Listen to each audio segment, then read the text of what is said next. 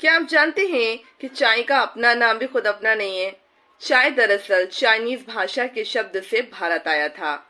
चाय का हिंदी में नाम दुग्ध जल मिश्रित शर्करा युक्त पर्वतीय बूटी कहा जाता है।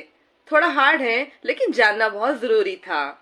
क्या आपके भी हाथ पैरों में बहुत ज्यादा दर्द रहता है तो इसका प्रमुख कारण चाय का अधिक सेवन हो सकता है। चाय हमारी हड्डियों को बहुत ज्यादा प्रभावित करती है, इसलिए चाय का थोड़ा सेवन कम कर लीजिए।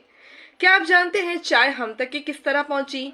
दरअसल कहा जाता है कि चीन के राजा शैन यूंग के सामने पानी का एक गर्म प्याला रखा गया था और उस प्याले में चाय की कुछ पत्तियां गिर गई थी। जब चाय की पत्तियां उस प्याले में गिरी तो उस प्याले का रंग बदल गया और जैसे ही राजा ने उस प्याले को उठा करके पिया और उसका स्वाद चखा तो उसका स्वाद कुछ निराला नजर आया।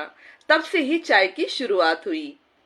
चाय को चीन देश की तुलसी भी कहा जाता है। देखा जाए तो पूरी दुनिया में पानी के बाद पिया जाने वाला पेय पदार्थ चाय ही है।